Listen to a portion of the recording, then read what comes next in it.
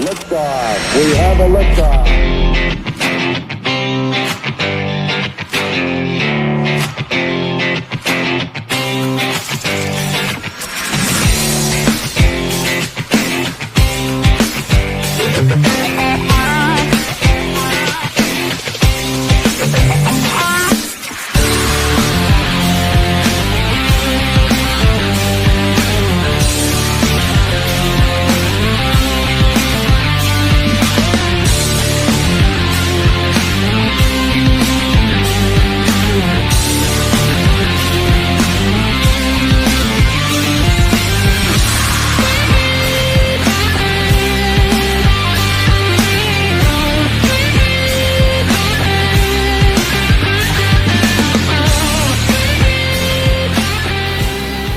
Hey guys, welcome into another edition of Bruce and Big Mike Take on the World. I'm Douglas Bruce, along with my co-host and wingman extraordinaire, Big Mike Fisher. Big Mike, how the hell are you, buddy? Doing great, man. How about yourself?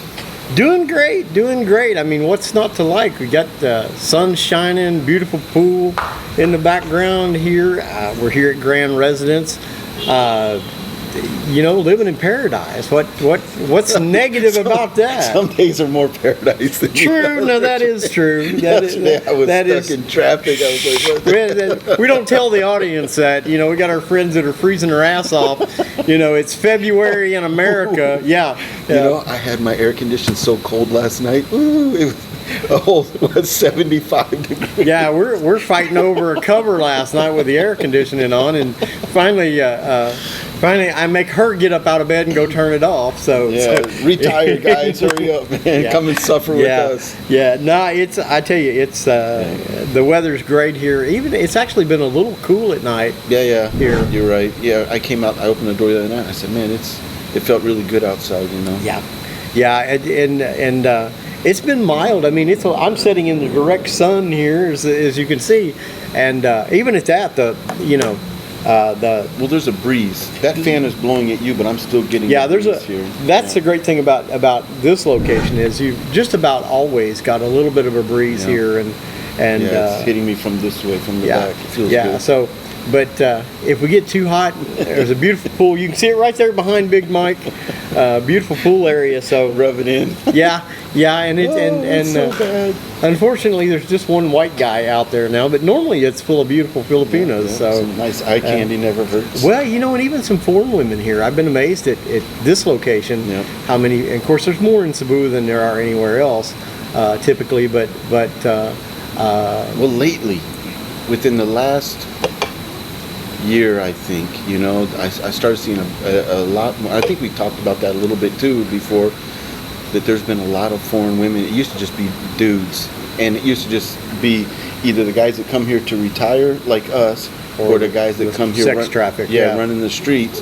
But now it's not. Now there's a lot of guys working here, and a lot of women must be working here too, because they're not the backpackers, and they're staying at places like this that are not backpacker places. I've met a lot of guys, Americans, and met a guy from Israel guy.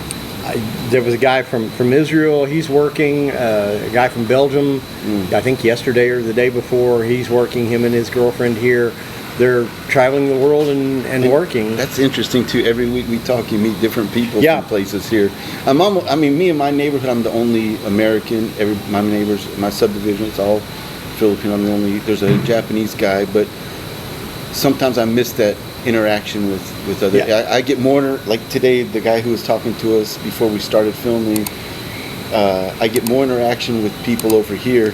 And I always go home to my wife and I say, okay, my English is all used up. It's like the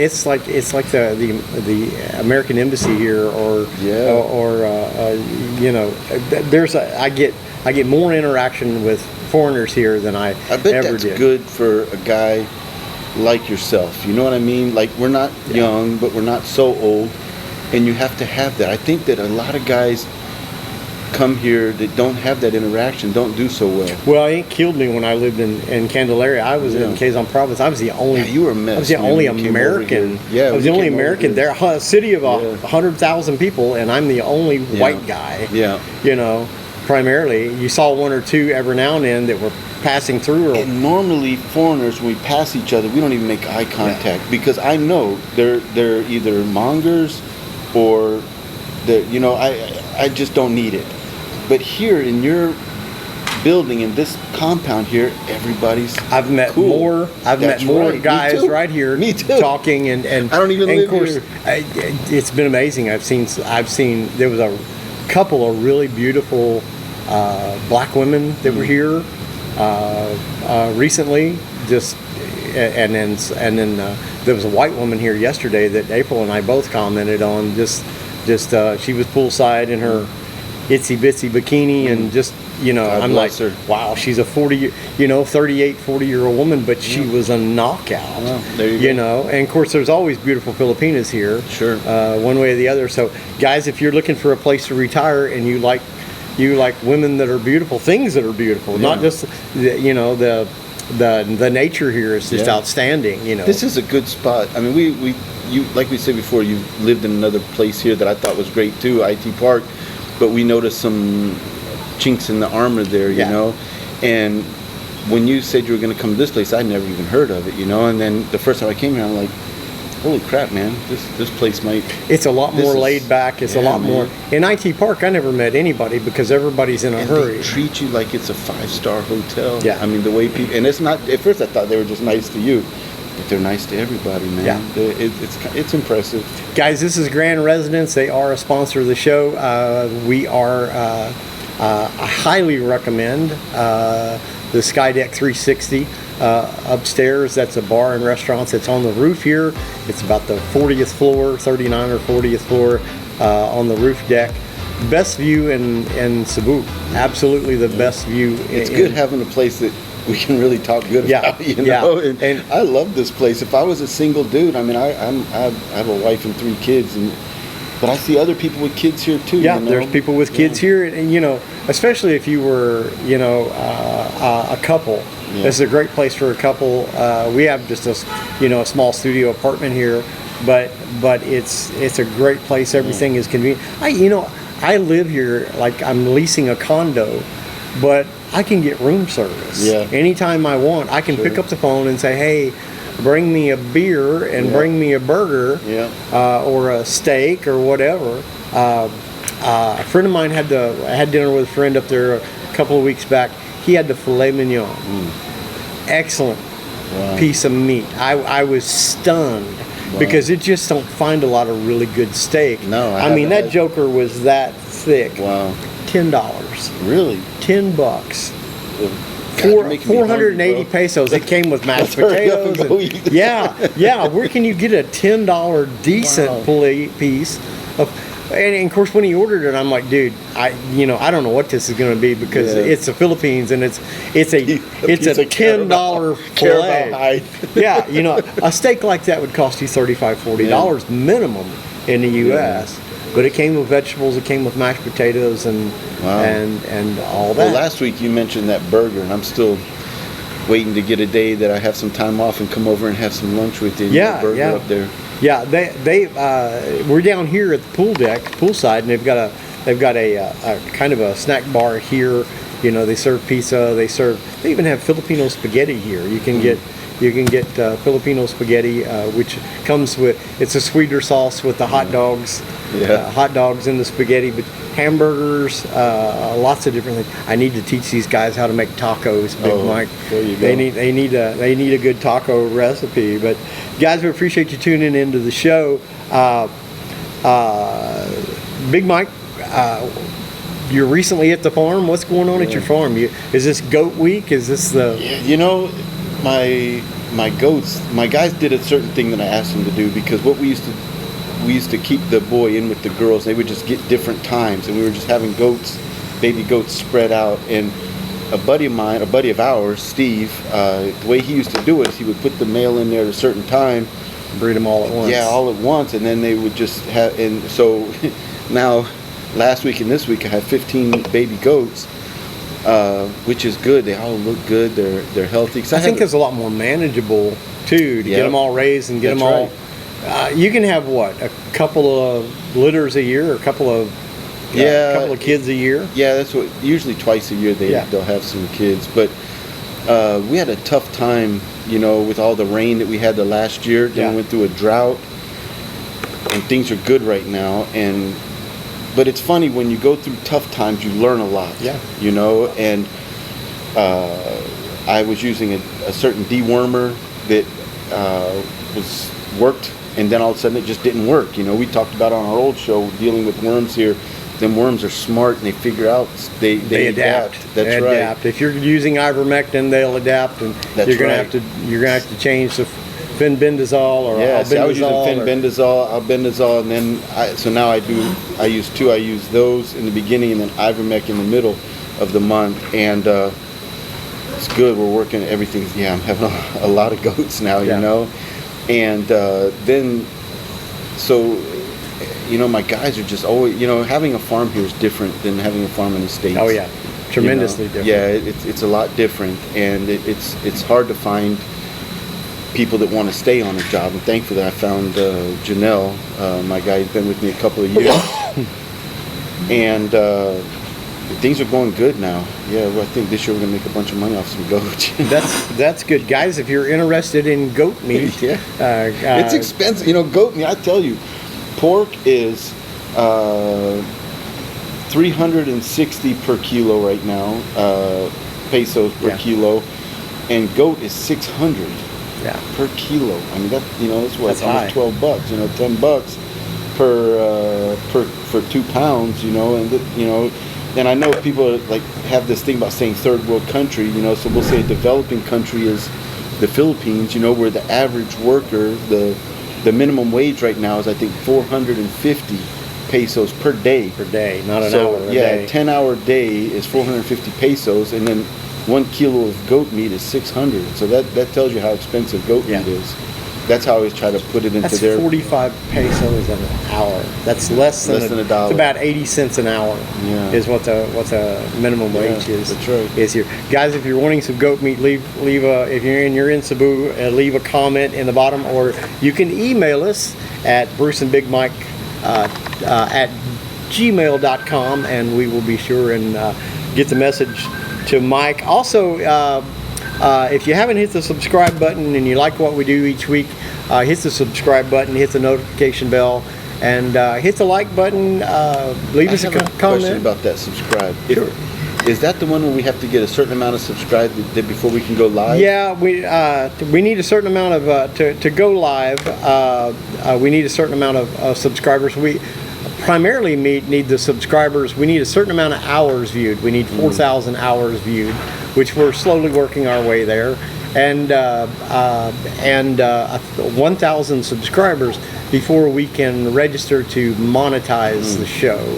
And we want to go live. That's our thing. We want to be able to go live, and there's some equipment that we're going to have to buy so that we can actually do the shows live, and so we're trying to get there, guys. If you're subscribing, that helps us a bunch, whether you know it or not.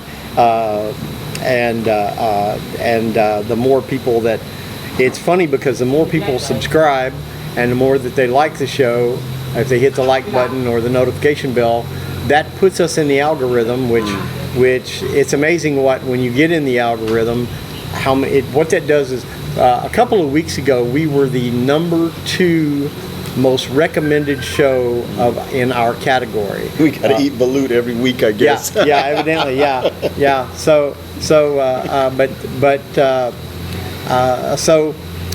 we're slowly growing. 1 week you're on top, next week you get knocked back down. You can do is on our way. We're trying to, because we know what we want to make it to where the show we can talk about anything. However, there's sometimes people might like this, some people might like that. So we're trying to feel our way through to see where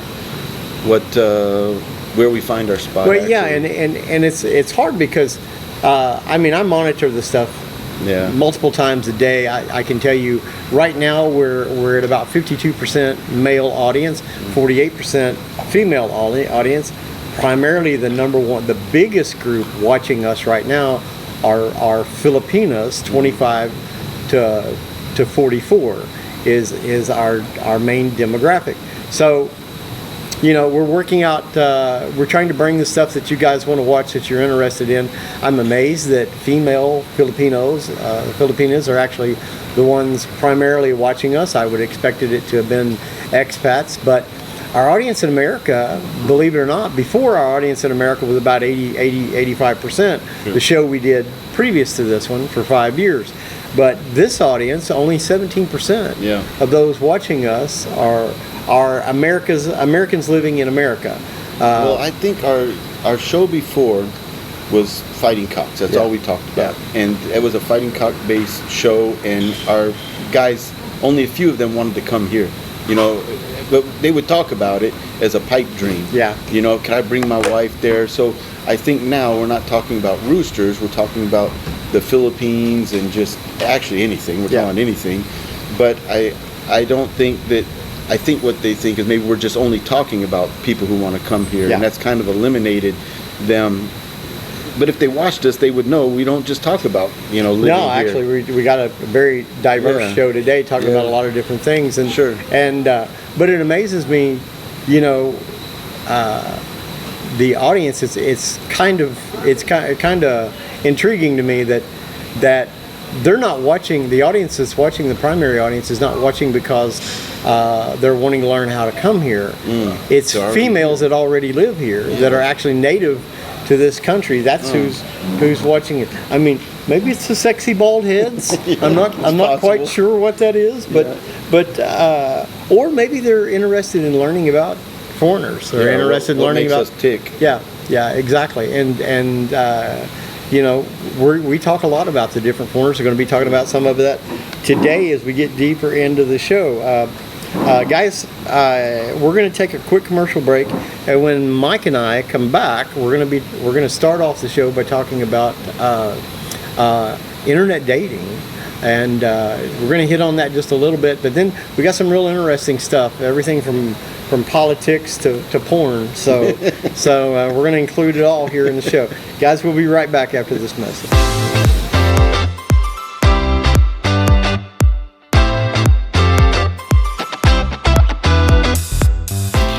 Welcome back into the show, guys. Bruce and Big Mike take on the world. I'm Douglas Bruce, along with Big Mike Fisher. We're coming to you live from Grand Residence here, poolside. We're at the pool deck here, Big Mike.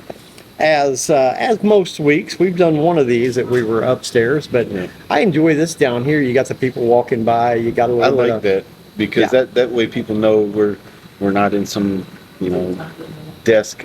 No, we're actually. I like this. We're like actually the people walking by. It gives a good atmosphere. We're actually a friend of mine used to do a show years ago from Hawaii called Pickin' in Paradise, and it always reminds me of that. I mean, we're actually in a beautiful tropical setting here in paradise, talking about all the stuff here and around the world. While our good friends, it's February in East Tennessee, and colder than a well digger's ass, as my dad used to say. Week, Yeah. Actually, it snowed in Florida, and Defuniak Springs, where Lance Yarborough, a friend of ours from the other show we used to do a while back, lives. He sent me some pictures of. Yeah, he sent them to me too. Yeah, just freezing his ass off in the Florida Panhandle. 3 or 4 inches of snow on the ground. I always say I found out about 2 years ago about my second sister. My dad, he was dropping them everywhere, So I've got a couple of siblings out there I've never met as well. Yeah, my cousin did a DNA thing, and he messaged me and said, "Hey, this woman just messaged me. There was 2." He said, "One is from my dad, and I think one is not my sister, it's your sister from your dad." It's my dad's brothers were all the same. Yeah. And so, needless to say, I call her my new sister. So my new sister, man, she's been showing me a lot of pictures of Pensacola, and there was a lot of snow on the ground there. Yeah. That's one thing. That's one of the. Now, we have to deal with typhoons here. We have to deal with the occasional volcano eruption, which it erupted 3 or 4 times since I've lived in this building. I've been getting these messages on my phone every morning about the ash. Well, we wake up. She'll wake up in the middle of the night coughing because she's super sensitive. she deals with asthma. I carry an inhaler. I make her carry an inhaler everywhere she goes, and she'll wake up she'll wake me up coughing. I'll wake her up and get up and close the door, because we leave the balcony door open a lot of times at night if it's decent. But you wake up in the middle of the night and check your phone, it's like, sure enough, another volcano erupted. So we deal with a few things here. Nothing's perfect, but damn, it's close. We get the rain, but I like the rain. It makes everything green. When we had that drought last year, it looked rough. Everything was brown and not beautiful, and now we've had our rain back and it looks great. Speaking of everything being perfect, or not as it seems, maybe not so perfect, we're talking a little bit about going to talk a little bit today about internet dating. And a lot of people date internet. They meet, like I was telling you earlier, I've met people, ended up in long-term relationships with people that I met, women that I met online. But then there's shows like Catfish that used to be on MTV. I'm not sure where it's seen now, but I think it's still in syndication anyway. Where the term catfish means someone that's pretending to be something other than they are, using fake pictures, using Hilda shows up, wildebeest. You're dating a woman, it turns out to be a dude. I like online dating. I think that's how I met my wife. That's how I met the girlfriend before her. It makes things easier. Especially when I was. Well, it gives you a bigger pond to fish in. That's right. You got a global pond all of a sudden, whereas before it was within a 20-mile radius of where you live. Absolutely. And what it did, it made the world a lot smaller. Find out your children are all first cousins. That's right. Uncle Daddy. Sister mom. Yeah. So I'll tell you how I always tell guys, don't have a woman waiting for you. And that's my advice I always say. However, that's good advice. I understand that the want for that, because a guy like me, I had already ran around the world. I had women everywhere, and I was truly ready just to set. I had enough. I was like, look, I'm putting away that hat, and I'm going to put on this good boy hat and come here and just be good. But even then, in that, I did it a certain way that some people might find not good. I had a few girls that I had made contact with ahead, and I was going to come and visit and see where I want. Is mainly not the girl; it's the area that I was scouting out. Because the girls were all beautiful. So I'd come, and I ended up staying in Beagle for a couple of years. Until Beagle was just, like you talk about volcanoes, typhoons. That was it. That place they have a lot of inclement weather. It was a magnet for all natural disasters. And but I got back. I broke up with that woman, and while I was back in Japan, my wife messaged me again and said, "Hey, are you still around?" And now she wasn't 23, she was 25, and I said, well, 25 is still young. Yeah. So it's in the right direction. Yeah, anyway. Step in the right direction, and she's graduating college. So it really sped things up, and I'm a fan of it. Why wouldn't you online date, Well, it has its pitfalls, and I'll play the devil's advocate over here, which I often do. While I think it's great for setting up relationships, you're meeting people that you wouldn't normally meet. Sure. You're able to, because of being online, I was able to end up in the Philippines. Came to visit a couple of times, and ending up moving over here. But it makes it. There's a lot of. I'm not a fan of, and I've made this mistake myself, but I'm not a fan of falling in love, let's get married, full-time relationship. You can online date someone, and when you come over here, meet them in person, and keep it in we're going to go out on a date status, and not meet you at the airport, and I'm going to move in with you. I don't suggest that. Even you have talked about don't have a girl meeting you at the airport. That's been one of your rules. But I think guys because Well, and what you meet, not to interrupt you, but what you meet online isn't always what you get in person. no, I agree with you on that, and I would say the same. And because here's what the deal is: when you get here and you have the girl here, she, you won't. If I didn't have kids, if I wouldn't have had kids, because I originally said, if you want to get married, I'm not the guy, you know, because You wouldn't have got married if you hadn't had kids. That's right. I didn't want to get married again, you know, and then once she got pregnant, we got married. But even then, it was still a weird place to be a good guy. Yeah. You know, you walk down the street and, I mean, you really, yeah, you got to have your game on. And now having kids, it's kind of forced me even to try harder to be a good guy, you know, and not run the streets. So I think that happens to a lot of guys when they get here and they start to resent the woman, and they'll say bad, like, oh, it wasn't this, it was, but truly, I believe that when they got here, they have buyer's remorse. Well, a lot of guys, and you know, we know a guy here that just met just recently it's not by far not the first that it's happened to. They're you know, they're not a first string player in the States. I'll say it like that. Yeah. They're not a guy that you know, they might not even be second or third string. They're lucky they make the team. Yeah. And then they meet a girl and she's way above their expectations online. And so they think, you know, oh, got to reel this one in. This is the one this is the catch of the day.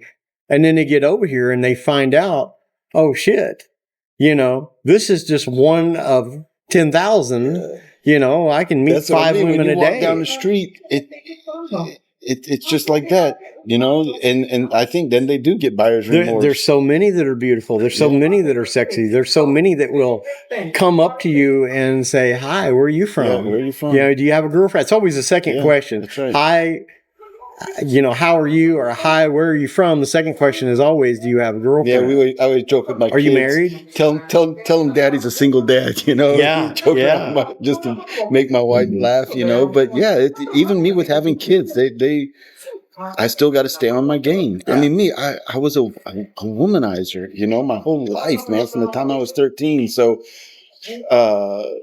this is not the place to come and try to reform yourself. And no, you know, and me and you, we both believe in God. It's like moving across the hall from a crack house. If you're a crackhead, you know, you're not. That's right. You go. The way you said that is perfect, because you know, if I always say, if I didn't have if I didn't believe in God, if I was an atheist, life would be so easy. Yeah. If I didn't have a conscience. That's right. But so, and I always say God works in mysterious ways. Like me, I had cancer at 16, but so I always told her, if you want to have kids, I'm not the guy. Well, boom. A doctor had warned me, like, hey, look, you know, that surgery you had, I've had patients that it corrected itself, and you know, and boom, he was right. After this many years, I started having kids. So I think it's the BHOG. I think that it's the BHOG that you're eating. Yeah, that's right. So I think that me, you know, God putting kids in my life made me really buckle down, you know, because I even had a few times where I was bad. It'll change you. It'll really change you. You know, I had mine early, and it kind of set the tone for the majority of my life. Yeah. You know, I've gotten more liberal as I've gotten older, because I couldn't do that when I had to be all responsible when I was young. You just in reverse. You did all of your debauchery as a young man. Yeah, that's right. You know, it's so I have to do mine with a cane now, but I'm still. And I always try to put myself into other people's shoes to try to relate. And as we're trying to relate to this online dating thing, that I think that guys, like what you said, wouldn't be on the A team. You know, it's made it easier for guys that, you know, might not have a good chance in the States. They can come here and have.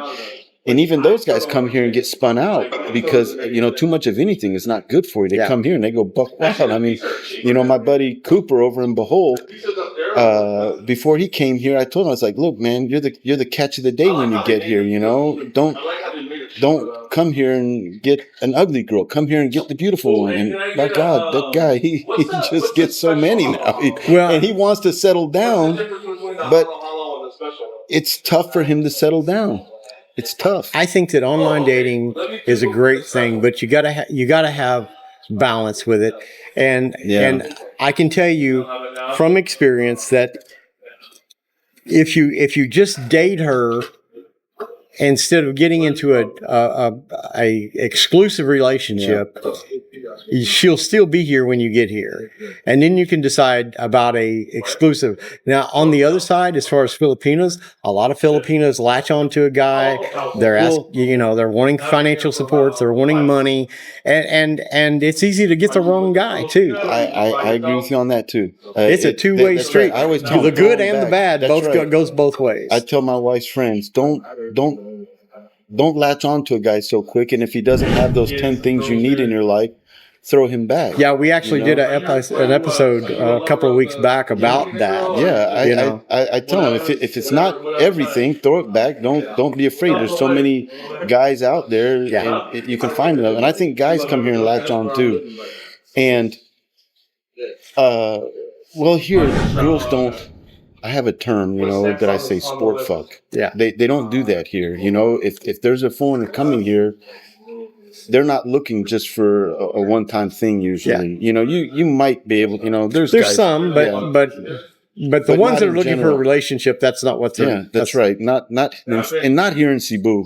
I mean, maybe in other places, I think that it's a little bit westernized, maybe, but here in Cebu, they're looking for something, a relationship where they don't just play around. And I think online dating makes it so much easier, to weed people out. You can see them. Oh, then we talk about like the one guy shows up with what he thinks is a woman and it's a guy. Yeah. That happens too. Yeah. That wasn't even online. That happened in person. So imagine how many times it's happened online. Yeah. I've heard stories of that happening to guys online that, you were talking about one a few weeks ago. Yeah.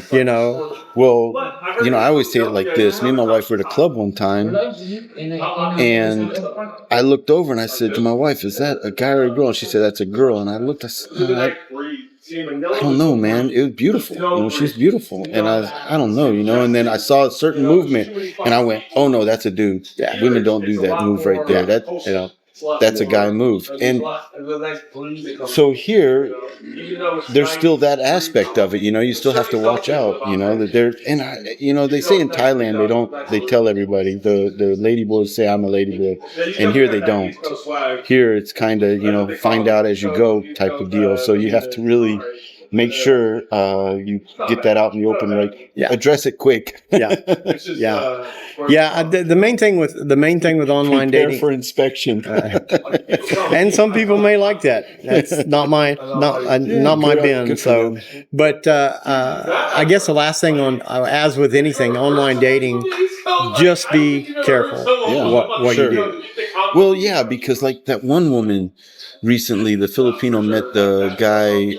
Where was he from? Gosh, I can't remember. But she went he came here, was here a couple of weeks. They got married. She went to his country. Was only there 1 week, and the guy killed her. So it's hard. You really got to screen people. Online dating makes. You know what, Bruce? I think that the world has got lazy because of online dating. I always looked at it like I had beautiful women everywhere I went because I had game. I had good game. What I lacked in my looks, I made up for and I had a good game. I wasn't afraid to talk to women. I could dance. So I was able to always level up. Whereas now guys just get online and they can say whatever they want. So I think it's made people a little bit lazy. Yeah. So what I would say is don't be too lazy. Still do your legwork, Yeah. Don't jump in right away. Just be careful out there, as always. Guys, we're going to take a quick break, and we'll be right back with more about the internet.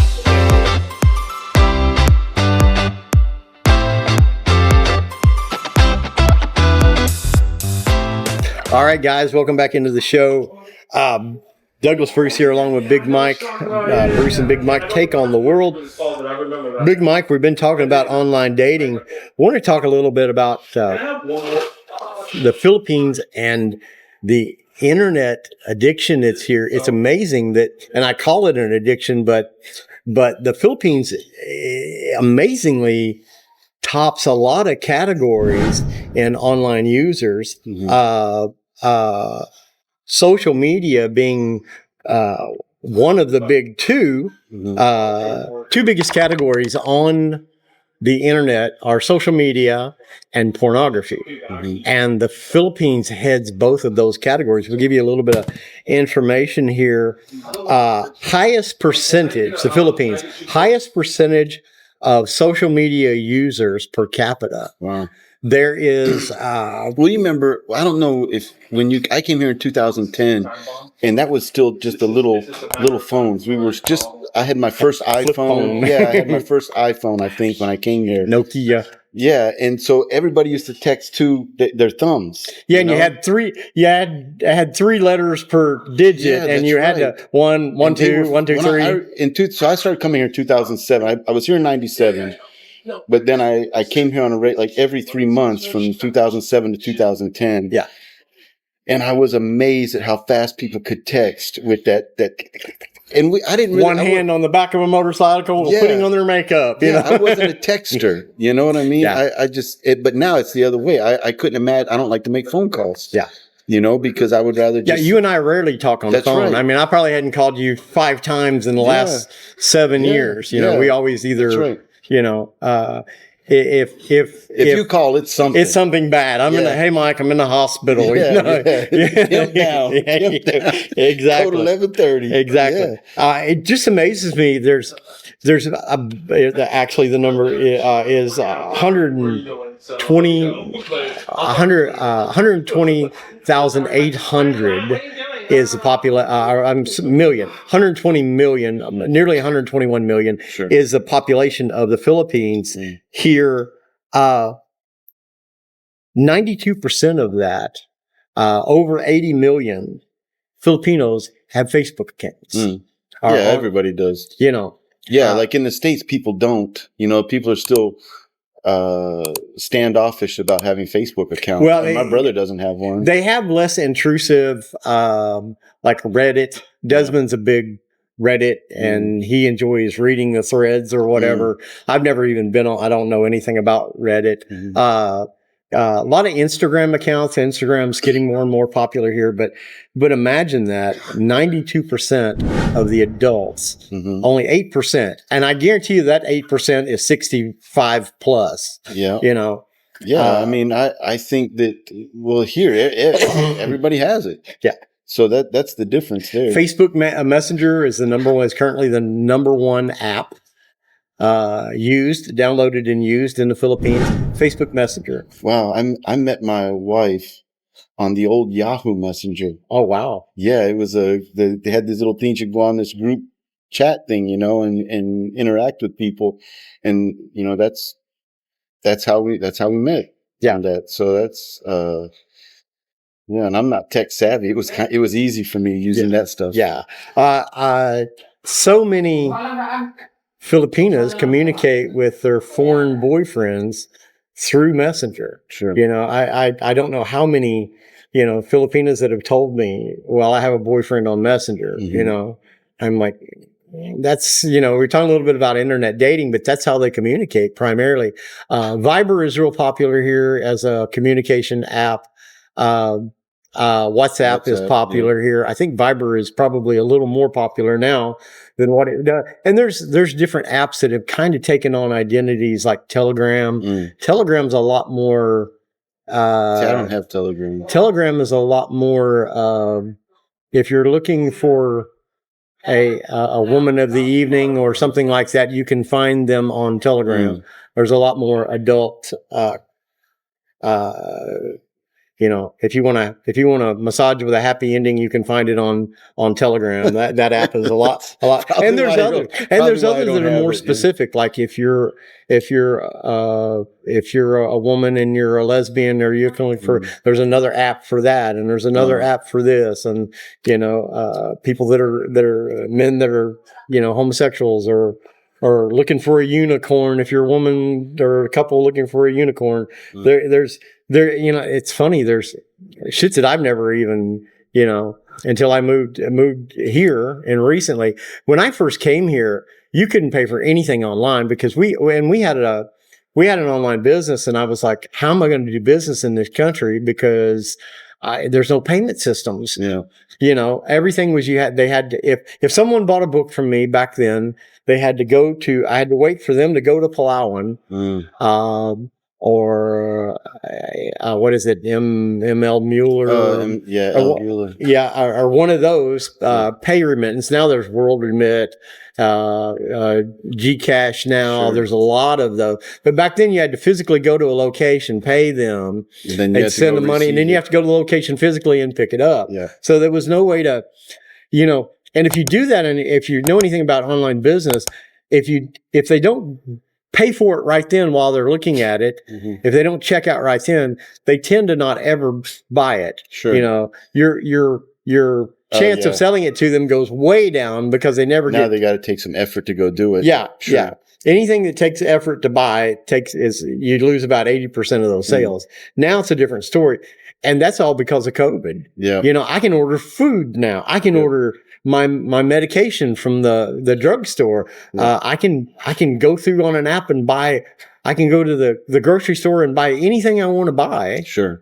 Online. She buys eggs from the farmer at the market, you know. Yeah. On an app. Well, I'm still amazed. And they're delivered. I'm still surprised when I see travel agencies. You know, because I do everything. I haven't used one for years, but they still have me here. I do everything online: my hotels, my travel, everything. I used one agency. I walked in and was just killing time waiting for somebody to go in the business that was next door. And I was about to take a flight, and I asked them. I said, I already knew what the ticket was going to cost me online, and I asked them, and they said, "Oh, well, we got a 20% off sale going on." What do they call it here? Promo. They call it promo. We got a promo going, and I could save about $20 on it by buying it through them. And I'm like, okay. So I bought the tickets there, the airline ticket. But that's the only time in 7+ years that I've used a travel agency. Never used one in the U.S. Just never did use one. You know, it's just so easy to go online, and there's so many perks to buying it online because you can get the extra luggage, weight. Yep. And sure, it's easy to dial in. Hell, I even usually I select my seats, and if it's a long flight, I'll select my meal. I couldn't imagine without the internet. And even in my house, everybody has a cell phone. So it's total internet now. Wow, it's amazing. TikTok's been in the news a lot recently. They actually got banned and shut down in the U.S. The Supreme Court actually found that they could be shut down, and they were for a few days. Trump cut a deal just prior to taking office, cut a deal to get them back up and running. Making the promise that the guarantee that they would be sold. I think first they give them 90 days, and they said 60, but they've got to be sold to at least 51 or 52% American interest, and the Chinese government unconnected to the TikTok app, because in the States it's a different TikTok than what's in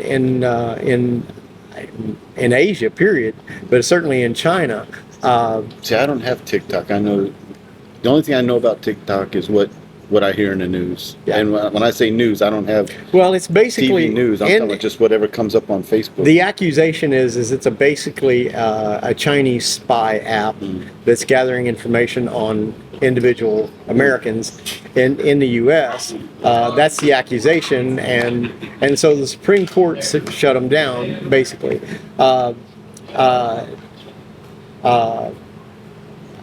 They gave them the option to be sold to an American-owned company or American-owned individual. Several people have put in offers on it. I think 29 billion was the one of the offers. Wow. Elon Musk has put in an offer on it, if I'm not mistaken, to buy it to go along with Twitter, or X as he calls it. But the app generates massive amounts of money. Yeah. So many people got TikTok businesses. Now, we did a few things on TikTok. April has a TikTok account, and she has a personal account on there and all that. And we did do I think it was a Top Spur, our old show. We had a TikTok account, and we're going to be doing one for this show when we get there. But 77% of internet users in the Philippines have TikTok accounts. Wow. Massive amount of people, and man, in the U.S. crazy. it's very popular. There's a lot of businesses 80 that million rely people. solely on TikTok. Wow. I thought it was just crazy people dancing. Yeah, I have no idea how they're using it in the way for their business, but yeah, that's a lot. It generates a lot of eyeballs on their, Yeah. possibly a lot of eyeballs on their program. I saw one woman interviewed. She had a beauty salon, nail salon, or hair salon, or something, and that was where 80% of her business and her advertising goes is into TikTok. I guess the for a lot of people when they're advertising it, certain businesses, that's a lot of their demographic that's on there, and so it gives them an ability. Sure. I would think certainly like a business that was not a local business, but a business that ships, throughout the U.S. or globally. Like if you sell scented candles, that's a business that you can ship the product. Right? Yeah. You can ship them anywhere. Well, there's probably a lot of people on TikTok looking for scented candles, Wow. so Interesting. I can understand how it could be, but just amazing to me. Do you think the U.S. should have the ability, the government should be able to step in and shut down a business if it's determined to be a threat to national security? Yeah. As a military guy, what do you think about that? Yeah, I think that, I wondered why, just off of what I know about what they've been saying, it was a state-run program, Chinese government-run program. Yeah. I would have thought they would have done it sooner. To me, I think if it is a spy-type program, which, if it is, it makes sense for them to try something like that. Yeah. I'm surprised it took so long for them to shut it down. I am too. I think Trump was actually talking about it when he was in office. Yeah. As between 2016 and 2020, and then of course when the Biden administration came in, they considered China no threat. A lot of people say Joe was being paid by the Chinese, so him and his son Hunter. But What regardless, makes you wonder, off the subject of that, I guess that's for another show sometime, but were they trying to allow harm to be caused to the U.S. or not? Because it would seem to me that they are allowing it. Sometimes I wonder how... Like destabilize? Well, sometimes I wonder how could some politicians... You either got to be intentionally trying to hurt the country, or I don't think you could be in politics for 50 years and be that damn stupid. Yeah. How could you be that stupid and been a politician for 50 years? Sure. I mean, I like living here because I'm out of sight, out of mind. And we're not involved in politics here, right? But sitting back looking, like open borders, allowing spy programs in our country, it made me wonder, like, man, what you let a Chinese drone float over the country for 11 days and you don't do anything about it until it's out. It's filmed it's out over international waters again after it's spent 11 days checking out all the military bases. Yeah, it makes you wonder, like, I'm no politician, I'm not even an educated guy, but you have to wonder what's really going on. Yeah. And then but I do believe that power, people want more power, and if you can destabilize and make half the country think one thing and half the other, you divide and conquer. Polar opposites, it's kind of crazy, now you're finding out about, God, we're really off subject now, but Fauci, has been he made a lot of shit ton of money off everything. And then they all get the last 15 minutes of the Biden administration, they all got pardons for everything forever. And here we're back to the internet, and I think that because of the internet, you would think that things like this wouldn't happen so much anymore, because now everybody, you can't hide from shit anymore. but yet they're still able to pull the Well, wool you know, over. and it just come out and recently, and I have a VPN, so I get American news. I watch American channels all the time, and it just recently come out, the Republican congressman investigating the Biden crime family, as they're calling it, are claiming that there's been $29 million given to the Bidens that they found by foreign governments, China being one of the major ones. But $29 million is not chump change. You know, I'd take 10% of that and be very happy. There's nothing I wouldn't. I mean, yeah, he's 29 million. Just point them out. I'd keep a pimp set up for a while, you know. You could stay set up in Coke Zero and in Doritos a long time. You're damn right. Make a player happy. Yeah, that would do it, man. That would set me up just fine, you know. But God, man, yeah. Just incredible. Now on the other side, the darker side, and we're talking about all of the what I call an addiction. And we were talking about this before. I can't remember if it was during a show or just you and I talking, but Western influence on the Philippines, and the longer I live here, the more I hate it. Yeah. The more I despise it. You know, Filipinos are slowly becoming, from what they watch on television to the way they dress, to the culture, to the food they eat, are becoming more and more like Americans. Yeah. And I'm like, don't. Well, you know, I think because food destroyed me. You know, Yeah. all the poison that the American government puts in the food. I think that people working abroad, they go work and they come back and bring the Western habits back to here. Well, and that big connection is the internet. Yeah. Sure. That big connection with the Western culture is they watch Netflix, you know, and Kardashians. yeah, exactly. Yeah, and so much of the Filipino culture, the original Filipino culture, like it probably was in the 50s and 60s or maybe even the 70s, is going away. This was the one that blew me away, the stat that blew me away. The top consumer of pornography worldwide per capita. Me? Not you. not you personally. I think you were number 6 on the list worldwide.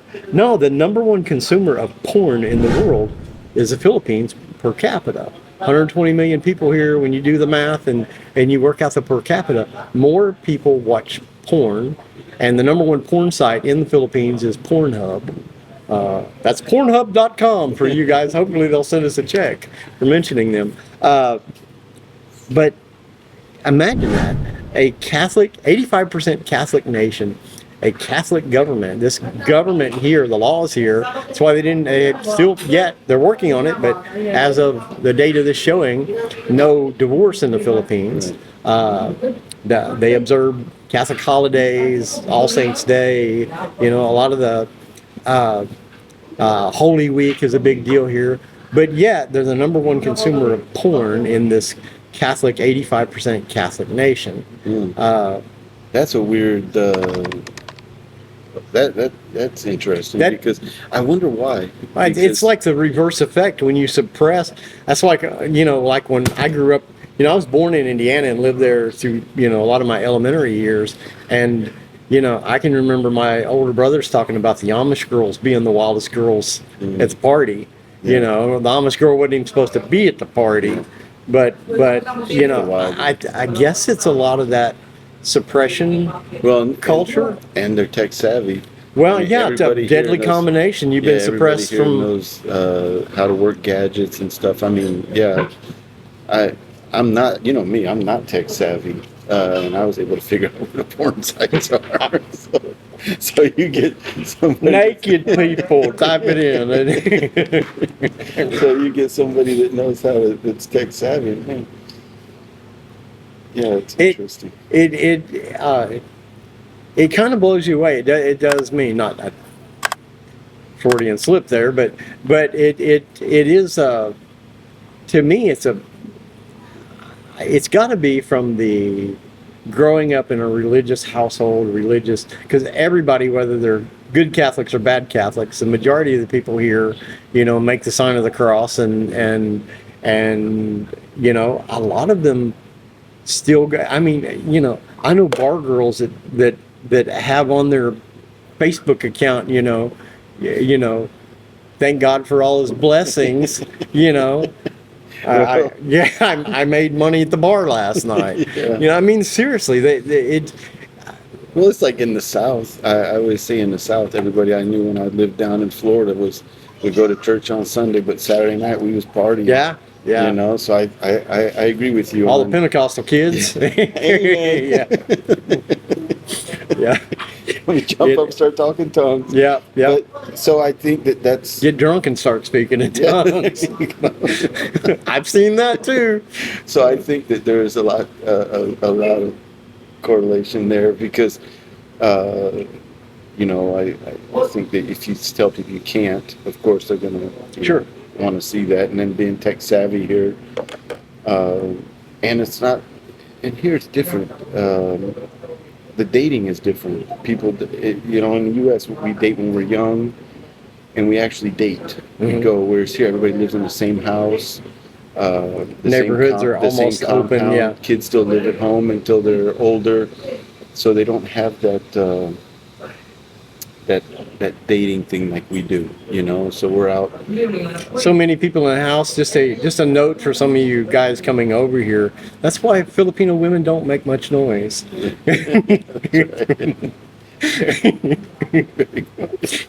You can think about that a moment. Yeah, so I think that, well, I tell you, on the dating aspect of that, people don't realize that when they come over here, it's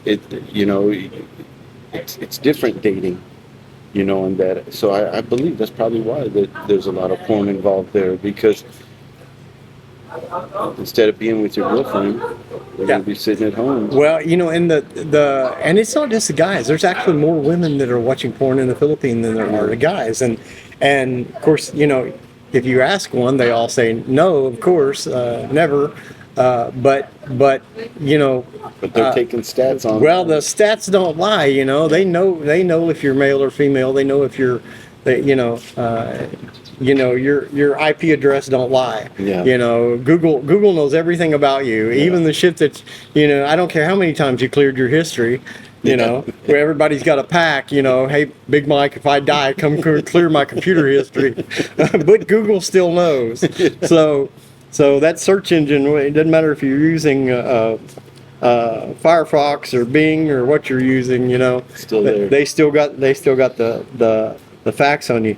Do you think that plays into, since we're talking about internet dating today, and we're talking about addictions online and all that, do you think that plays into how the culture is becoming here sexually? A lot of Filipinos, especially the women, are having babies at early ages, and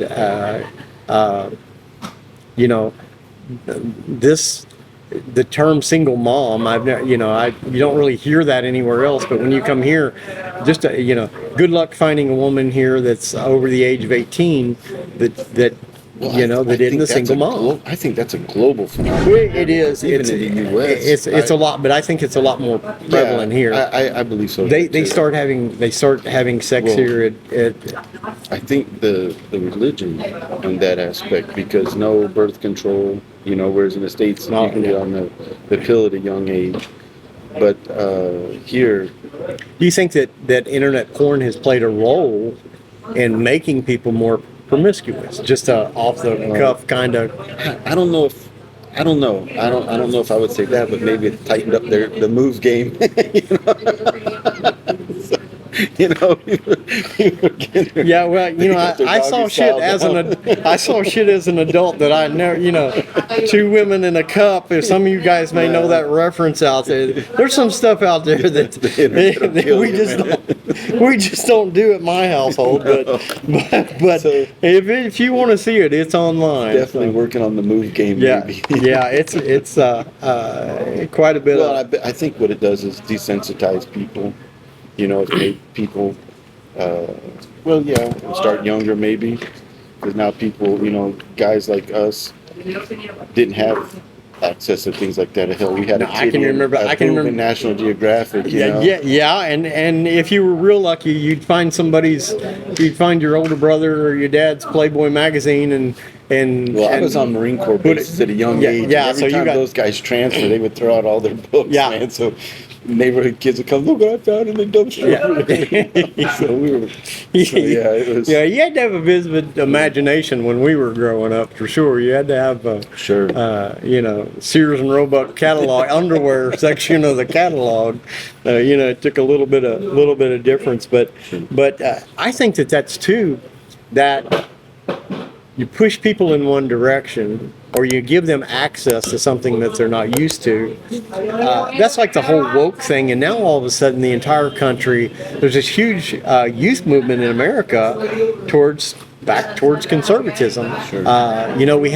We had everything's been woke, and this shit's been force fed down people's throat. College campuses, professors teaching it, high school teachers teaching all of this woke ideology, and all these everything's allowed and all that. Now all of a sudden you got all these young conservative, not always Christian value, but because I think common sense shit. I was just gonna say, I think the word conservative has been, and we've probably talked about this many times throughout our 5 years of knowing each other.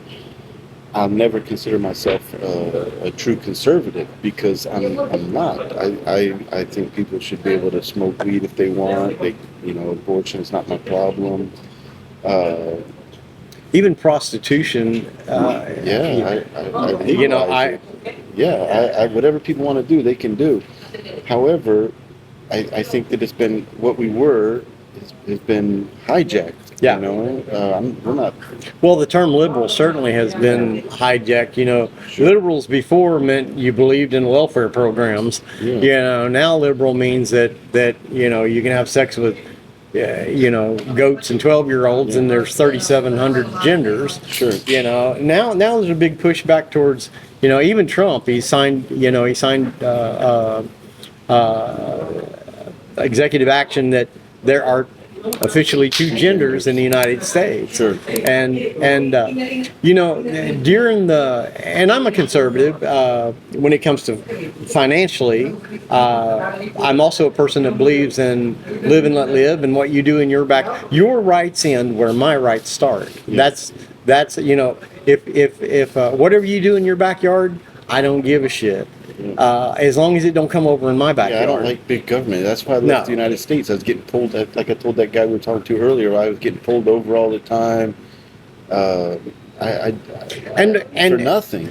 They're upset because we're getting out of all of these global climate accord, the World Health Organization. Trump is now pulling us out of all those things and taking us back to America first, and a more isolated. I'm not interested in being in a global economy. I'm not, as far as my American roots. I like nations. I like having borders. Yeah. No borders means chaos. Yeah. Because you can't just let everybody in. And it was only us that was doing no borders. Yeah. If me and you stay over our visa, they throw us out. Yeah. Try washing up on the shore here and seeing, That's right. they'll put your ass on a Asylum. plane headed back the next right. day. When I go to Thailand, they have a strict visa Sure. program there too. They let you in for free. A free visa when you get there, but if you overstay the 60 days, they come look. They're strict about that. They want to know where you're staying, how long you're going to be there, if you're moving to somewhere else. They want to know so they can come and find you if you stay over. I'm not the least bit racist, obviously. I'm all about people that are decent and upright. I like honesty. I like being told the truth, good or bad. Sometimes it hurts to hear it, but it's nothing. It's I do acknowledge that people are different. People have different morals. They have there's a lot of cultural differences in people, whether you're black or white or brown or that's what I like about or Asian or that's one of the things I miss about the States was just being a military guy and the diversity and ethnicity. That's really what in fact I just reconnected with one of the guys I was with. He's Egyptian and Pakistani or something. Me and him were in surgical tech school together, and that dude would come over on like a Friday and cook at me and my ex-wife's house, because he lived in the barracks and couldn't cook there, so he'd come over and cook. And you just don't get things like that in other countries. They don't have that real mix like we do. Just everything. Everybody's all mixed. Yeah, and here in Cebu, you get there's a lot of people coming in, so you get to meet a lot of different people from different countries. But I'm like you. I miss and we're going to talk a little bit about immigration here in just a minute. But I miss. I had a lot of Mexican friends. Oh yeah. I had some. Went to church with and knew. Had black friends. Went to church with a lot of black. I went to a lot of black churches. My first wife her daddy was a Pentecostal holiness tent evangelist. Ha! Thank you, Jesus. With snakes or without? Without the snake, snakeless. And but I have been in church where they handled snakes before, so I've been around all of it. But I got a lot of and to acknowledge that there are differences. In individuals and in cultures. It's crazy to me that it's like you're trying to say that men and women are the same and they can be in all the same roles. And it's a big question right now and I saw when they were going through and all the hearings with Pete Hegseth, who was just confirmed as defense secretary. One of the big deals that the Democrats were hammering him on was women in combat. Mm-hmm. And I'm like, if the woman can handle the role, then put her in combat. But if she can't handle the role, there are physical differences in men and women.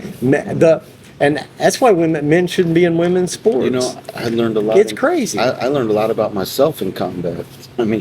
I bet. And I think that there's something to be said about that, because if you have somebody that's only 4'11", I think they should be screened, because how can they carry somebody out? If I got to 125 pounds. Yeah, if I got to drag you, you got to be able to drag me, type thing. Yeah. You're a guy's 205 and he's in a foxhole with a woman that's 120 pounds. Goes for guys too, you should be. And I think some services have some, like the Marines have some things that are kind of geared towards stuff like that. But that's not to say there's not a lot of roles that women can play in the military. Anything behind the front lines. And there are women that can do it. Yeah. Women that can drag you out of the Humvee. Like China from the WWE years ago, Yeah. So, I think that, back on the internet, I think that the internet is making it to where we can access information easier to be able to screen stuff like that out. Everybody, almost everybody has a digital footprint now. Yeah. And I know a lot of employers that, I did not hire people when I was in the television industry in America, years ago. We would go back through their Facebook history and we would find something that they did or said. And I'm like, this is going to be bad for my company. And so, without the internet, I wouldn't even know what DEI is. You know what I mean? That I had no idea that, but I do know that when I was in the military, I saw things starting to happen at that time. And I was like, this is, something's going on here about something. And, but I wouldn't know what it was without the internet. Yeah. So I think that the internet helps us all the way around, with information and learning stuff. And I can take all this information and kind of use it to what I want to use. You know, if I want to use it, I don't want to use it. When you say eat the fish and spit out the bones, yeah. So, you know, and I think here in this culture, people definitely are on the internet. You know, whether it be porn, whether it be dating, this is a tech savvy culture and very high tech, man. Everything's here. Well, I can remember my dad talking about years ago. He was foreman on a job or superintendent on a job. He did a lot of commercial construction, especially in cities like Cincinnati, Indianapolis. And he was a union guy. He was with the Ohio Valley Carpenters Union for 25 years or whatever. And I can remember him talking about the union hiring a woman carpenter, and she couldn't carry a sheet of sheetrock. She couldn't carry a 4x8 sheet of gypsum board or drywall or sheetrock, depending on whatever name you want to call it.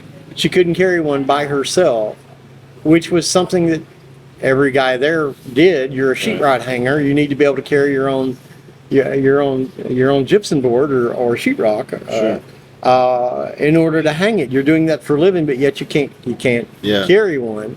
And so he got in a shit ton of trouble for telling her. Said, "Look, I can't use you here," and he fired her. Well, she went back to the union hall, and they couldn't fire her.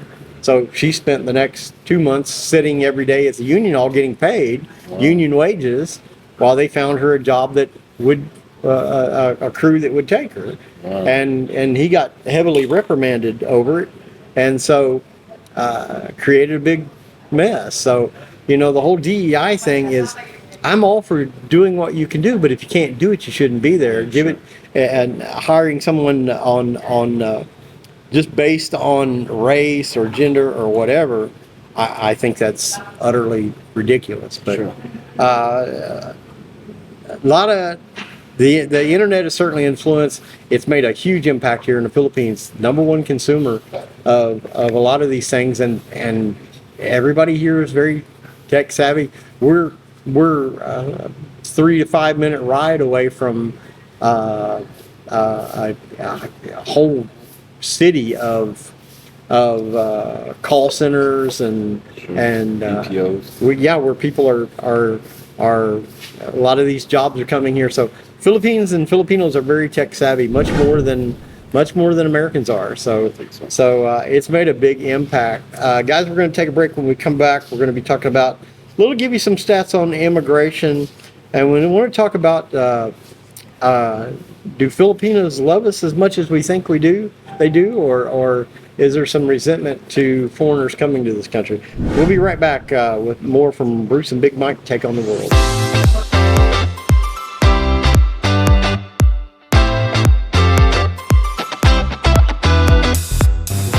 Hey guys, welcome everybody back into the show. Bruce and Big Mike Take on the World. Douglas Bruce here along with Big Mike Fisher.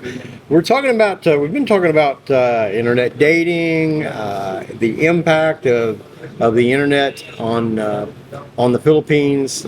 Some of the stats for that are a little scary, but it's had a big, they're the number one consumer of per capita of things like social media and even pornography. So a lot to be recognized there. I want to talk a little bit about immigration and then also about what's going on in the U.S. and how it impacts the Philippines.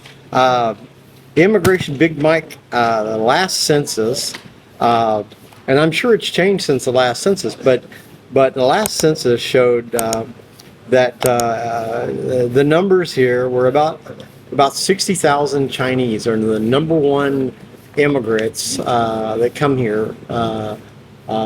Tourists are from China, about 60,000. I'd say that number, that was 5 years ago. That's 2020 was the last census here in the Philippines. I'd say that number is a lot higher. Immigration has a big impact, and we've talked a little bit about how many tourists come here. More of them come to Cebu than any other place in the Philippines. Seems like a lot of them come here first. The Chinese tourists here. Korea is second with about 40,000 per year at the time of this census. Probably, like I said, probably higher than that now. Yeah, there's a lot. That was you had a a year or so of COVID at that time in that census over a 10-year period. U.S. is third in visitors that come here. I'd say Australia is probably high up. It's a short trip from Australia here, so and there's a lot of Aussies here. Yeah. Lately, I have seen a lot. Yeah, when I lived here before 5 years ago in Cebu, there's a lot of Aussies living here. Citizens. China is the number one country for foreign nationals living full time in. When this was done, about 23,000. Because I'm still considered a tourist. I mean, I'm not on a tourist. I'm on Balik Bayan, but I believe they still look at that. Yeah, they would look at that. They would consider that a tourist. I'm actually, I'm not a citizen, but I'm a resident. Yeah. So I don't know if that falls into the tourist category or if it falls in, because I'm certainly not a citizen. Yeah, no, but it does fall into you not considered tourist. Surprisingly, and this one surprised me, India was number 2 in foreign nationals living here at about 20,000. They're close to China, but not far off from being number 1. I don't know where they're living, but I don't typically see them a lot here. You see some as tourists, but not living here. Near my house over there, Banilad, well, right down the road from you, right after the Gaisano Country Mall, there's a college over there, and that's all Indians. When you drive down there, and there's some restaurants over there. Yeah, here in Cebu, that's the main spot for them over there. They're going to that college, medical college. Yeah, but that's just a little bit of the numbers, and it's not. I mean, it's hard to throw a rock here in Cebu and not hit a foreigner. Yeah. As my dad used to say. There's quite a few. This is the number 1 tourist destination in the Philippines, surprisingly. You would think some place like Palawan or Boracay would be the number 1 tourist destination, but it's actually Cebu. Yeah. I think there's a lot. In Palawan, you've got the beach. In Boracay, you've got the beach. In Cebu, you've got everything to do. Sure. You got mountains. There's so many tourist attractions here, and like I always say, biggest bang for your buck. Yeah. You don't have to go off the beaten path. Yeah, and there's an international airport here. You can get here from almost anywhere without having to land in Manila or go through any other place. I think they've restored that flight back from Hawaii. Even there used to be a flight from Los Angeles to Cebu. I know there's one from Hawaii, but imagine getting on it. How convenient that is for a Filipino or certainly a Cebuano living in the Southern California area. You can go to LAX and a single flight, no layover, no changing planes. Sure, that would be nice. Yeah, whatever it is, 8, 10, 12-hour flights. I'm probably 8-10 hours. I would guess. Whereas, it's good 24 hours on a plane trying to get here from to Japan Atlanta. To Korea. Yeah, I've flown to a lot of them. Desmond flew through Seoul. I've flown to Tokyo. I've flown through a couple places in Japan, Hong Kong. Even flying to Turkey is a popular route out of like Atlanta. Wow. So I'm like, you wouldn't think that going to Turkey would be an option, but it is. So anyway, this is something we've talked a little bit about before. Do you ever hear any stories or see any resentment from Filipinos with all the foreigners? What brought this up is we actually had a comment on one of our previous shows where a guy was like, "Hey guys, you can come here and visit, but don't move here, don't live here. We don't want you in our country." And I thought that was odd too, man. When I saw it, I hear it a lot though. Actually, I hear that a lot, not from the women, but from the men. Yeah. I've had a lot of guys tell me, "Hey, you need to go home. We don't want you here." You come here, you date our women, you cause problems, and and of course I always say, I've always true. Huh? I mean, it's kind of true if you think about it. I'm thinking that there's, in my opinion, I think that there's some merit to it. There are some foreigners and even some Americans that give us a bad name, give white folk a bad name, but I also, it's like I told the guy on the comment, one, does that mean you don't want us living here? Does that mean you're going to bring home all of your Filipinos living in America? Are you going to tell all those nurses to quit their job and ship them back to the Philippines? Are you going to stop taking the whatever it is, the $500 million that we give to your country, which will probably go up since Trump's in office now?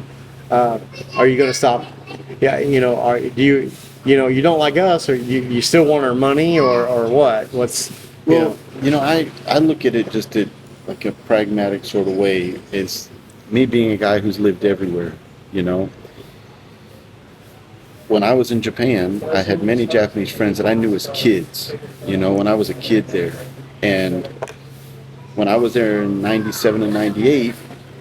This buddy of mine, I had a girlfriend there the whole time I was there, and he said, "Well, what are you going to do when you go back to the States?" I said, "Oh, nothing. I'm just going to go back to the States."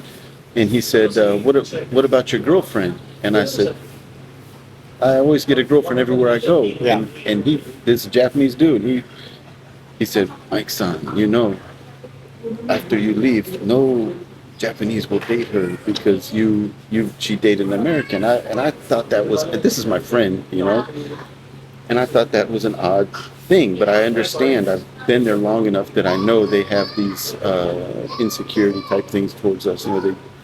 So then when in '97 I finished my year there, I went to Florida. I get to Florida, I come rolling in my nice Corvette. All the girls down there were like taking note of me, and in short time I start messing with all these girls, and the dudes they hated me. I mean, they did. They absolutely. I was fighting all the time because I had dated somebody's ex-girlfriend, or it was one. So I understand where that comes from. Yeah. I might be mad too if I was a local guy and some dude comes rolling in and starts getting all the girls.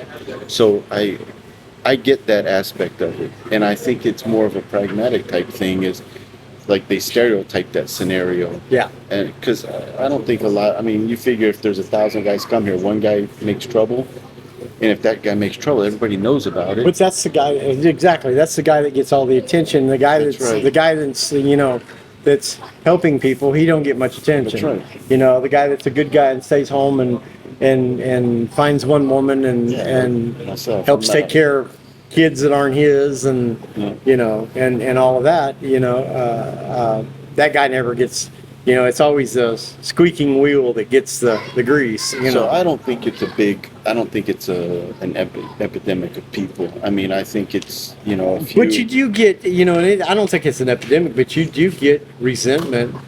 I've seen it. I've had guys tell me about it. I had some guy that really was in the game foul industry, and he really had a hard time with me being here raising game fowl. I don't know if he didn't like the competition or what, but he was really resentful, to the point where the guy, it got so heated that I ended up telling the guy, "Man, you're so disrespectful. You hate all Americans. You need to remember the fact that you're asked to be speaking Japanese. If it weren't for the American soldiers that came over here, and a lot of them gave their lives right here in this country. You're complaining because we dated a few of your women, but nobody's twisting Filipino women's arms to date white guys. Well, I think even in France, like I told that guy earlier when we touched on this a little bit in our warm-up, I think that even in England, there's a lot of, like online, a lot of these Facebook groups. I'm in these expat groups. I see it a lot. These guys despise Americans. Yeah. They call us the Yanks. In Australia too. There's a lot of guys in there. So I think that there is a global, you know, they like Americans. Let's say this, because everywhere I go, I'm always liked, but there's always a few people that are spitting their hate, right? And I guess it's because, you know, and of course the last 4 years it's not been that way. It has been, it's almost like global hatred of America has been hyped up, you know, but in a lot America, the U.S. government has stuck its nose in a lot of business. It wasn't our business. I agree with that. In previous years, Yeah. One of the things that Trump talks about a lot is America first and not getting involved in foreign wars. You know, we ain't got no business. You know, we don't have any boots on the ground currently, but we ain't got no business of boots on the ground in And our Ukraine. CIA manipulates a lot of countries. yeah. I mean, In the name of democracy, Yeah. you know, we go in and you know, and I understand that. I think that, you know, you know, it's like Afghanistan. What the hell are we doing? What were we doing in Afghanistan? What could we possibly gain from being, you know? Yeah. It's not like they got, you know, something there that we desperately need.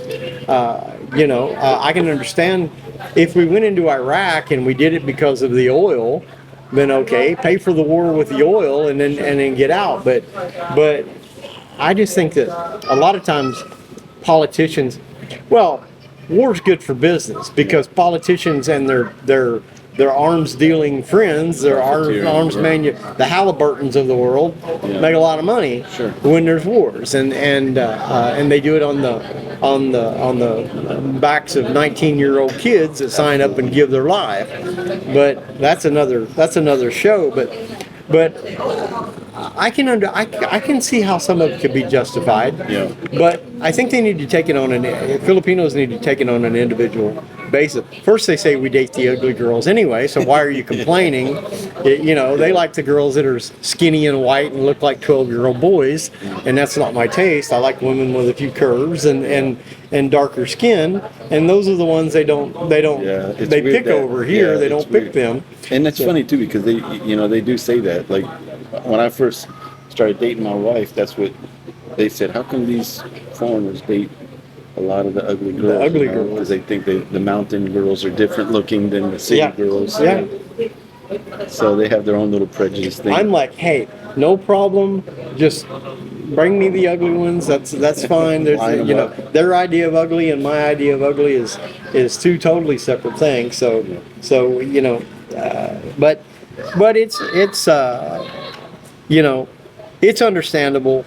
But I would cautious, you know, Filipinos to actually get to know, you know, because we do a lot of good. You know, the good guys do a lot of good in communities. You know. Well, I usually think that when I see something like that, something must have happened to that Exactly. person. And that's what I think. Exactly. I think it's a broad brush stroke. Yeah. A little bit of something, and which doesn't surprise me because you know, there's a lot of resentment here towards, you know, they like Koreans, but they really don't like Chinese that much. There's a lot of resentment here, and a lot of it is because I think a lot of the employers and I hear a lot of unjust stories about Filipinos working for Chinese companies, and of course the Philippines, Marcos kicked a bunch of Chinese out of the country, and a lot of these what they call pogo businesses they've shut down, and deported a bunch of Chinese. One of April's friends works for a Chinese company, and they rounded up over 1,000 people and. You know, at her company and kicked him out of the company. Now the company's still operating under a Filipino person, you know, managing it, but it's still owned by the Chinese and being managed remotely, you know, out of the country.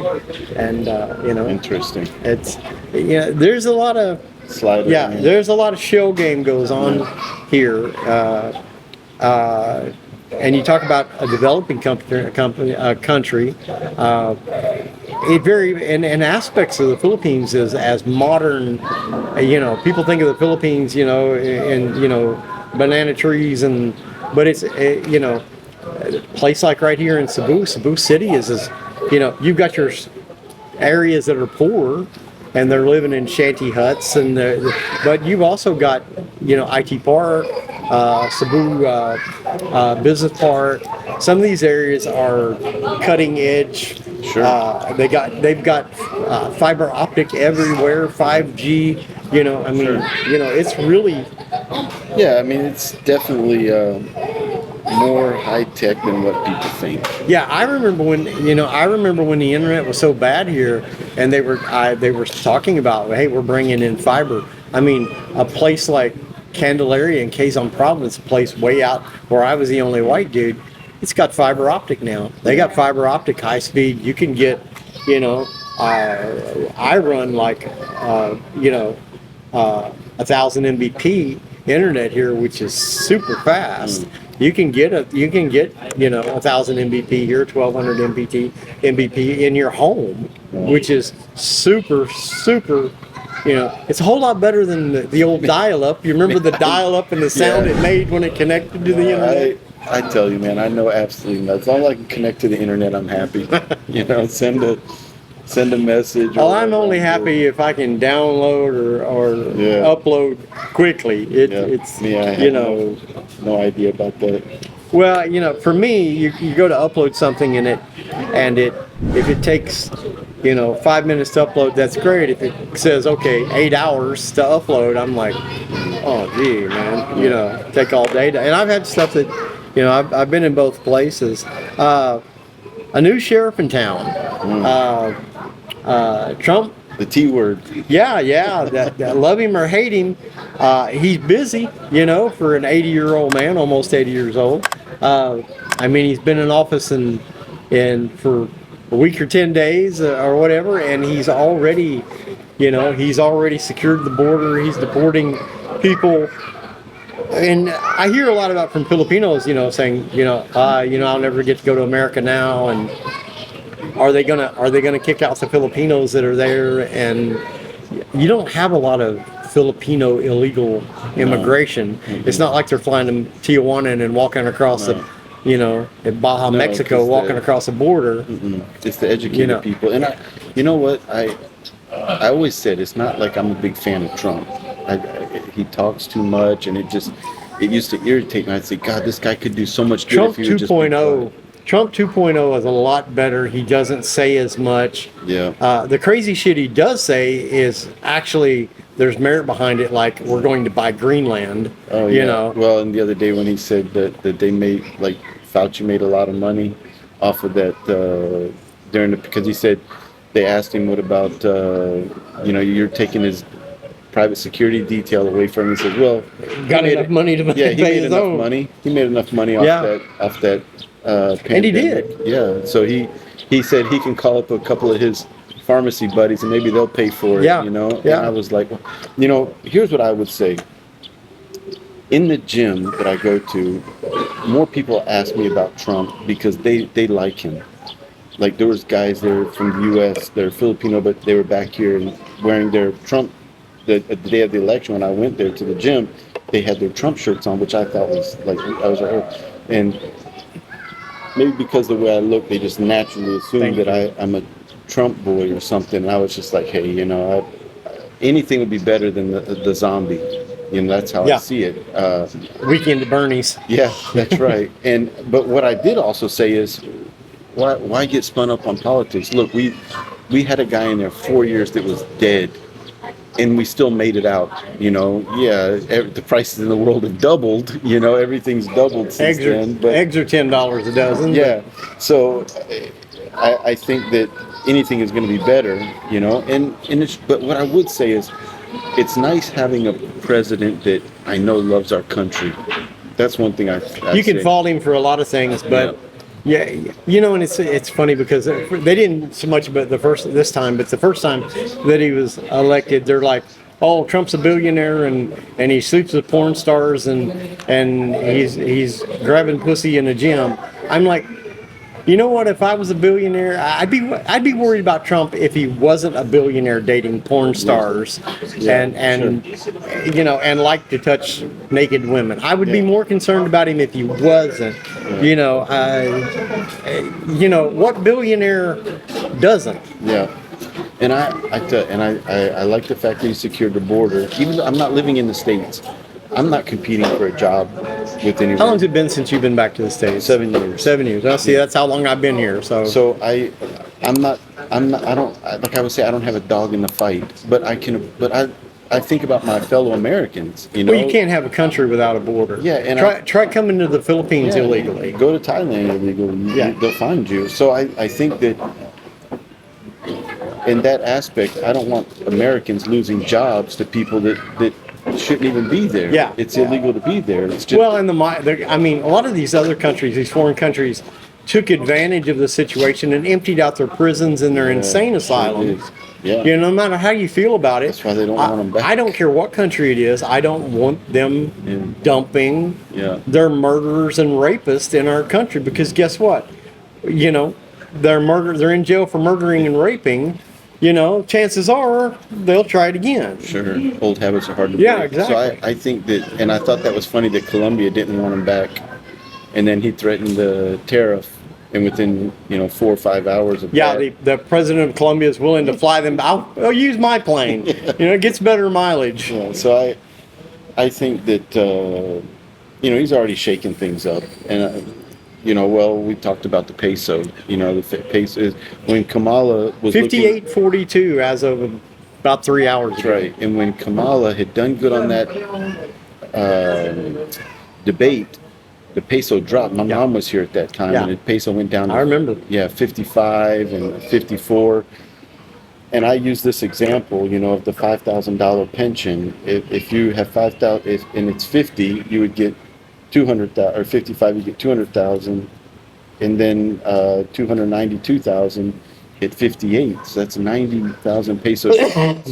That's a lot. I mean, Well, even if you draw a smaller pension, and of course you draw a decent pension because you're military. I retired early, retired from disability, and then 1 month later they switched me over to my Social Security because I'd paid in enough to be able to draw straight Social Security. I did that about I guess over 10 years ago. But even when you draw a smaller pension like I do, a couple or 300 extra bucks a month, because it's gone up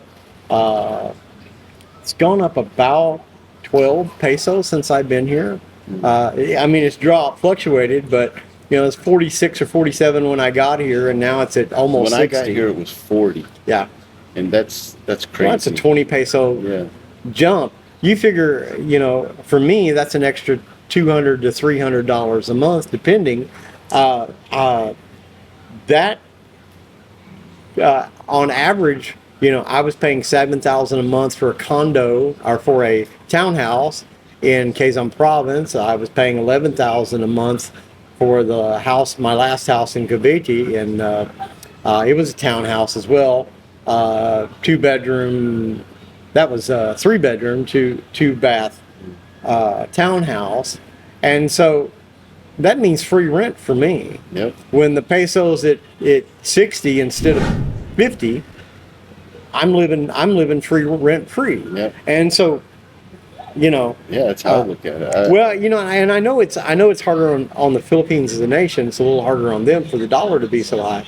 But I think Americans spend more money here. When they got more money, they spend more money, and I know that part is good. We're talking a little bit about, as far as to answer the question for Filipinos, that Filipinos don't need to worry about being deported. One, you guys are there legally. It's easy for you to get your stay renewed. A lot of nurses. Trump's not going to be deporting the valuable. They're filling valuable jobs. There's a big shortage of nurses in America, of American nurses, and because they've chosen other professions to go into. And so, if you're living in the U.S., you're in a valuable job like a nurse, you can live there the rest of your life as you want, I'm sure. Yeah, it's only the illegal people and the criminal people who committed Right crimes. now, it's not even the illegals; it's just the criminals That's right. that they're going after, and who knows what I'm sure they'll come up with a pathway to citizenship for some, of the illegal people. You know, they're trying to, right now they're fighting over that anchor baby thing. You know, Trump signed an executive order, and then a federal judge batted it down. It's going to end up in the Supreme Court in a few months, but it's, you know, I don't think that you know, Filipinos need to worry about being able to go to America or being able to stay in America under the Trump. Right now, all the hype is because he's hell bent. He's going to get these criminals. He's going to keep his promise that he made to get the illegals, you know, out of the country. So Sure. that's a big deal. Which is a no-brainer. Yeah.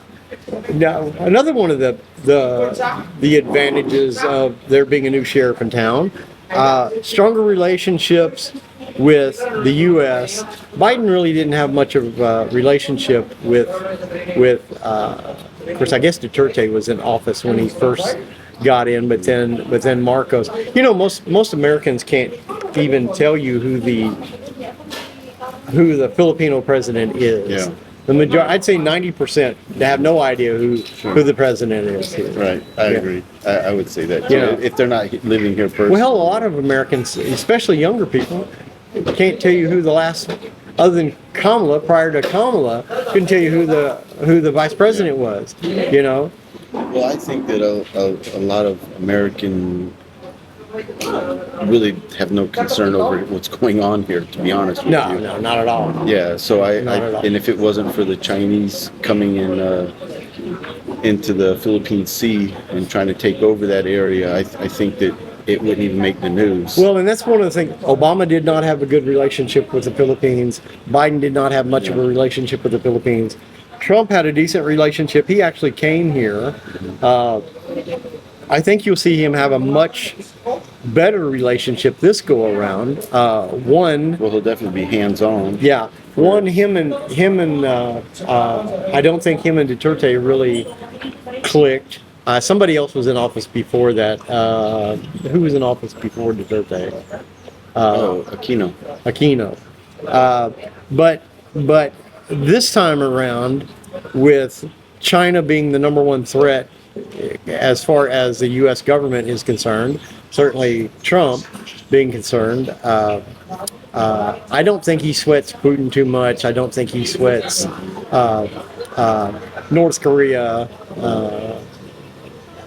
No. But he is concerned because China controls so much of our pharmaceuticals and things like that, and theft of technology and, Sure. and things like that. I think you'll see.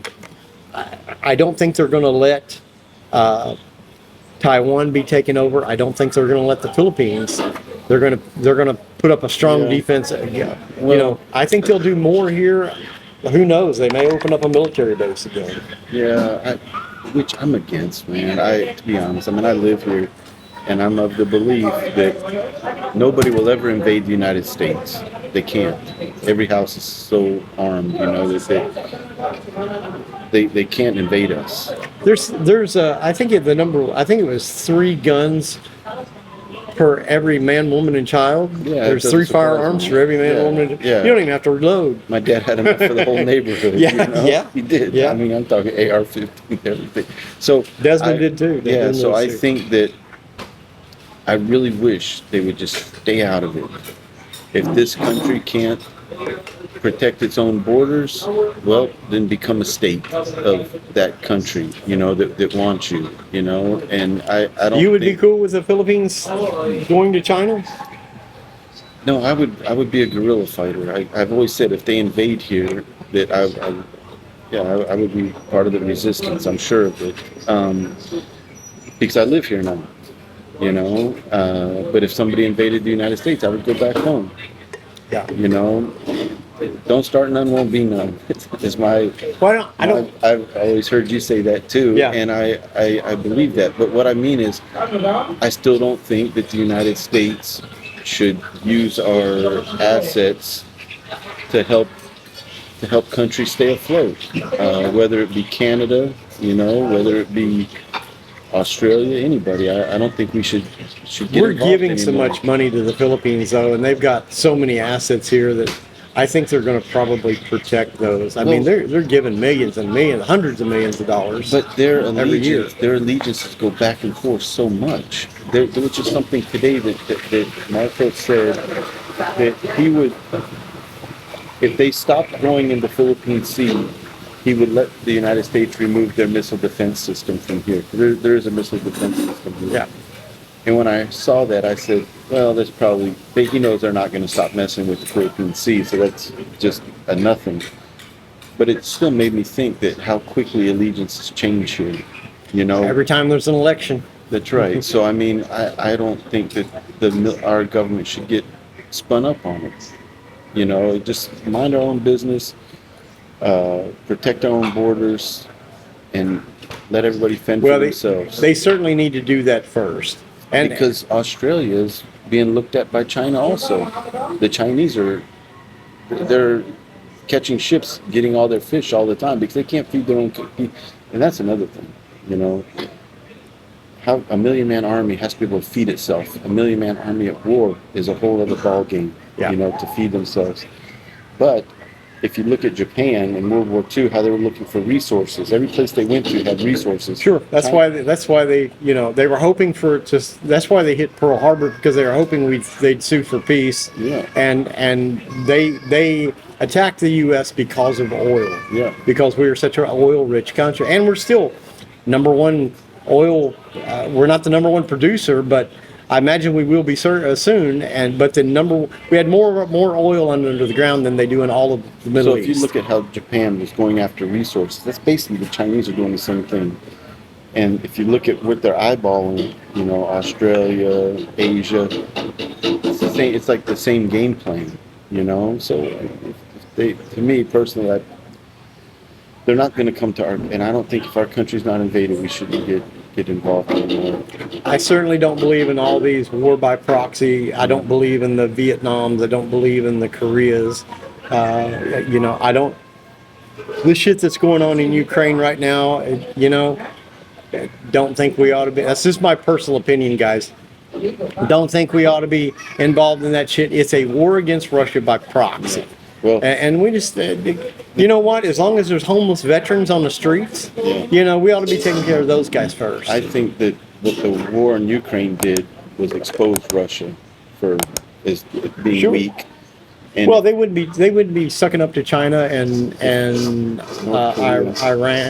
Iran and North Korea if they were able to do it on their own. People thought Russia was stronger than China, and Russia's being not being whipped, but they're being pummeled. Also, it's toe to toe with a bunch of farmers. Yeah, but with no ground or no air support. No air support at all. Right. They haven't let them do anything. Hell, they wouldn't even let them shoot missiles into Russia until a month ago. Yeah, you know, they weren't even allowed to shoot outside their own airspace. So what I say is, none of them got nothing for us. You know, China doesn't have nothing for us. We would take them out. So you can't beat us if you think you're going to beat us with a war of attrition, you can't, because we'll command the skies. Yeah. And Ukraine is what exposed them. So I think that the United States being able to test out a lot of weapons, a lot of new systems, and we're learning because this war has evolved into something different. Like you got drones and stuff now, so we're learning from this too. So one of our buddies was going by there. I saw him. Yeah. So I think that what we're doing is exposing them in a certain way that we've learned from it, and we'll adjust our military. So I know I'm not a big fan. We spent a lot of money there, but we haven't lost any of our lives, and we've learned a lot. A lot of military knowledge is being learned from that war. Well, I'm not a supporter of the money that's been spent there. And of course, all the money has been spent in arms. They haven't actually given them a lot of cash, to my knowledge. It's been in ammunition and weapons. I think the threat with China is a little different because you know, it's like depending on OPEC for oil. You know, America needs to do its own oil. Drill your own. We got plenty of oil to last 1,000 years. Use our own oil. Become energy dependent. the thing with China is pharmaceuticals. They control most of the world's pharmaceuticals and precious minerals. That's one of the things about Greenland. That's why Trump proposed buying Greenland, is because there's precious metals there that China's taking out of Africa that you can't, it's tough to get anywhere else. The thing with Panama, people are like, oh, that's stupid, Panama. No, not when China's controlling the ports at both ends and could cut off ships, military ships and supply ships. And America's a country where if it fucking snows and you can't get toilet paper for 3 days, people lose their mind. Bread, milk, and toilet paper. So imagine if they cut off the supply lines to everything for a month. They blocked the harbor in Boston with a tragedy of a ship running into a bridge, and people lost their minds. Truckers, Teamsters go on strike and stop moving food for a week. You get a baby food shortage and people lose their minds. So imagine if everything's cut off for a month. There'll be chaos. And when gasoline, when you couldn't get gas after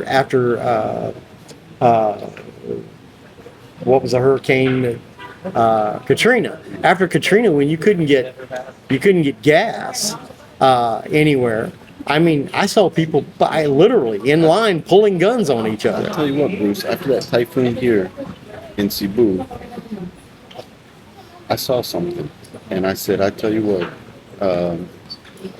with water, here there's no water treatment facilities. Yeah. Well, there's open sewage still here. And I said, man, if, I think if something happened here like that, it would be tough because we get all our water from the mineral water places. We buy our water, So here, even here locally, I've thought of something like that here too. Yeah, and people joke about the preppers in the U.S., but I'm like, having a month's supply of food and groceries might not be such a, watch a few episodes of The Walking Dead and stock up. Well, and I had a conversation the other day, and we'll kind of wrap this up. But I had a conversation the other day with a guy from Canada, and he was talking about, I just don't see the need for anybody to own guns. There's absolutely no reason for anybody to own a gun. And I'm like, you know what? I couldn't have that conversation. The cop is 15 minutes away at best. Now if I'm bludgeoning you to death, or I've got a, you're robbing me, or he's like, well, just let the stuff go. It's not worth your life. I said, it ain't about the stuff. It's about me being killed or me protecting. Well, it's happening in Australia right now. Every day there's something on there coming up, and I always say that, like, they took away the guns, but now look, the criminals don't care. Criminals don't care about gun laws. Yeah. In a place like, someplace in Texas, a town or a county in Texas, where that everybody's got guns, your crime level's zero, because nobody's going to walk into a business and pull out a gun if they know that every customer in the store is most likely got it either open or concealed, either one. Where people are able to shoot back, you don't have crime. So that's why I say the United States will never be invaded, because every house is, But you got cities like Chicago where gun crime is off the chain, number one, in the nation practically. And you got the strictest gun laws. Anybody that's a decent person can't get a gun. Yeah. So I strongly disagree with the Canadian that thinks that gun laws would work. I don't agree with that at all. It's never worked. It's never worked anywhere. Where you take away, all you do is make people victims. Yeah. You make them victims by not enabling them to defend themselves. Sure. It's ridiculous. And that's my take on that. Big Mike, we've talked about a lot. Talked about dating and the internet and how its impacts. We'll probably do another show here in the near future about Western culture and how it has affected the Philippines. We got a lot of great stuff lined up coming up in the future, guys. I haven't mentioned much during the show, but if you like the show, please subscribe, hit the like button, hit the notification bell.